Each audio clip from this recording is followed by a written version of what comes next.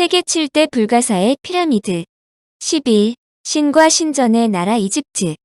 3. 신전의 나라.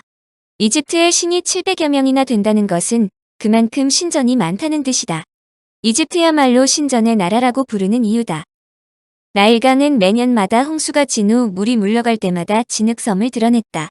이집트 신화에 따르면 메마른 대지의 언덕이 태초에 혼돈이 가져온 홍수에서 솟아나 최초의 신 아툼이 존재할 수 있는 장소를 제공해 주었다고 한다. 이집트의 산재한 많은 신전들은 바로 이러한 태초의 섬을 건축물로 구현했다고 볼 수 있다. 이집트의 신전이 다른 나라의 신전과는 달리 위압감을 느끼는 것은 이집트의 건물들이 건축 계획상 본질적으로 길고 곧으며 위로 향하는 통로로 구성된 상인 방식 건물이기 때문이다. 이 통로는 햇빛이 들어오는 열린 마당과 다소 어두운 내부 구조를 갖는 출입문을 거쳐 홀을 지나 마침내 가장 안쪽에 있는 성소에 이른다. 천장에는 별이 그려진 경우가 많아 더욱 신비감을 준다. 신상을 모신 신의 거소인 내부의 성소는 모형배가 들어있는 방이나 승려들의 사무실로 둘러싸여 있다.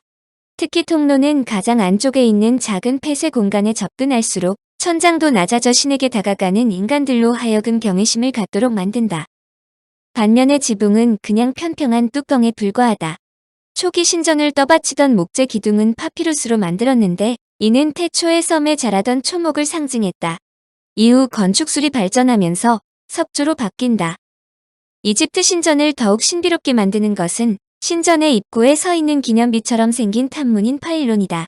일반적으로 신전 앞에 파일론을 세웠는데 이곳에 각종 깃발 또는 다채로운 부조 및 거대한 조각상으로 장식된다. 대형 거상과 오벨리스크도 파일론을 앞에 세웠다. 그렇다고 모든 신전이 통일된 규범에 따라 건설되는 것은 아니다. 기본적으로 테베의 카르나크 신전 형태를 구사하지만 파라오에 따라 건축 규모는 물론 형태도 달라짐으로 일일이 설명한다는 것은 매우 어렵다. 이곳에서는 이집트 신전의 대표로 볼 수 있는 테베의 카르나크 신전, 룩소르 신전, 람세스 2세의 아부신메 신전에 대해서 설명한다. 왕가의 계곡과 왕비의 계곡에는 수많은 무덤이 있으므로 이들 계곡 자체를 신전의 계곡이라고도 부르는데 이들은 뒤에서 별도로 설명한다. 이집트 역사의 도시 테베. 카이로로부터 676km 남쪽, 카이로에서 비행기로 약 1시간 정도의 거리인 나일강 상류 즉 이집트의 중앙지역에 자리잡은 고대 테베야말로 고대 이집트의 진수를 맛볼 수 있는 곳으로 중왕국과 신왕국의 수도가 된 이후 1600년 동안 이집트 왕국의 중심지로 크게 번성했던 곳이다. 룩소르라고도 부르는 이들 지역은 이집트에서도 이름난 곡창지대로 많은 사람들이 거주한 곳이다. 특히 신왕국에서는 국력이 왕성하여 많은 건축물을 지었는데 큰 틀에서 볼 때 고대 이집트의 역사, 예술, 종교관 등을 이해하기 위해서는 테베를 방문하는 것이 첩경이다. 특히 고대 이집트 파라오로부터 로마 황제까지 수많은 통치자가 이곳의 건축물, 오벨리스크, 조각품을 제작했다. 그러므로 생의 찬미는 산자들의 테베에서 발견할 수 있고 사의 찬미는 죽은 자들의 테베에서 발견할 수 있다고 말한다. 한마디로 산자와 죽은 자의 터전이라는 설명이다. 테베는 고대 이집트인들이 와세트 즉 홀 즉 왕위로 불렀는데 나일 강을 사이에 두고 동쪽 지역과 서쪽 지역으로 나누어져 있다. 이집트의 중왕국과 신왕국 시대 이집트 사람들은 베셋이라고 불렀는데 이후 그리스 사람들은 테베라고 불렀다. 테베가 고대 이집트에서 중요하게 인식된 것은 지리적 이점 때문이다. 테베는 광물 자원이 풍부한 동부 사막과 누비아에 인접했기 때문이다. 특히 중왕국 시대 이래 테베는 제11왕조의 몇몇 파라오와 제18왕조 모든 파라오의 탄생지로 그 중요성이 부각되었다. 이 도시의 황금기는 제18왕조로 전 이집트의 수도가 되었을 때다. 그러므로 신전은 전국에서 가장 풍부하고 중요했으며 그 신 아몬은 신들의 왕으로 인식되었다.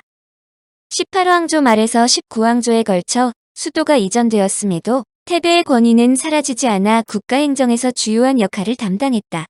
특히 추후 델타가 이집트의 정치적, 경제적으로 부상했을 때에도 신전의 위상은 요지부동이었다. 테베는 그리스 시인 호머가 일리아드에서 탐문이 100개나 있는 도시라고 했던 곳으로 인류 역사상 탐문이 100개나 있는 도시로 기록된 곳은 테베가 유일하다. 탐문이 100개라는 것은 신전이나 궁전으로 이어지는 커다란 문이 100개나 된다는 것을 말한다.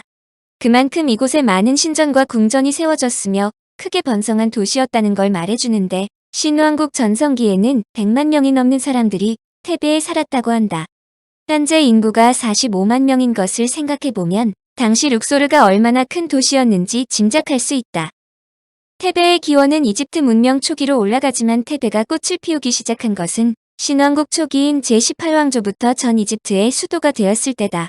즉 테베가 그동안 이집트의 수도였던 멤피스를 몰아내고 종교와 정치의 중심지가 되었는데 이는 당대의 국내 및 주변 나라에서 부가 흘러들어왔기 때문이다.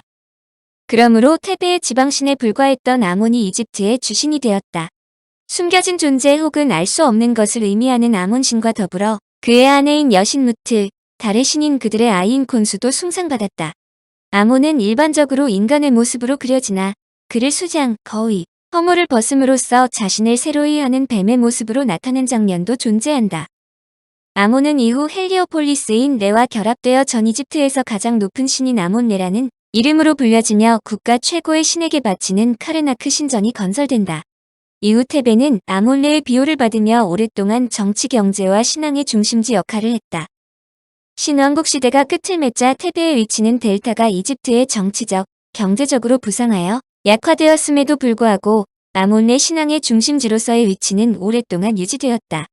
18왕조 말에서 19왕조에 걸쳐 수도가 이전되었음에도 테베의 권위는 사라지지 않아 국가행정에서 주요한 역할을 담당했다. 아시리아의 마지막 왕 아슈르바니팔은 기원전 664년에 이집트로 원정, 멤피스와 테베를 함락시켰다. 그는 테베의 왕궁을 파괴한 후 나는 막대한 전리품을 갖고 돌아왔다고 자랑했지만 카르나크과 룩소르 신전 등은 위용에 놀라 파괴하지 않았다. 테베는 사실상 고대 이집트의 상징이기도 하다. 이집트의 세계인들이 놀라는 것은 3200여 년에 걸친 장구한 세월 동안 강력한 기마군단 아시리아, 로마는 물론 이슬람 아랍의 침입에도 꿋꿋이 견뎌 오늘날의 제 모습을 간직하고 있다는 점이다.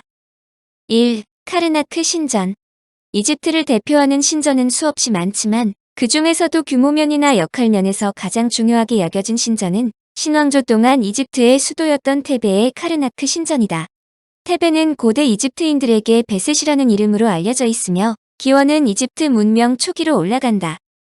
카르나크 신전은 기원전 2000년경 중왕국 시대 때 짓기 시작하였지만 테베가 꽃을 피우기 시작한 것은 신왕국 초기인 제18왕조부터다. 즉 테베가 그동안 이집트의 수도였던 멤피스를 몰아내고 종교와 정치의 중심지가 된 것이다. 카르나크 신전은 고대 이집트인들이 세운 것 가운데 가장 커다란 신전으로 이집트의 후반 역사는 이곳을 중심으로 이루어졌다 해도 과언이 아니다.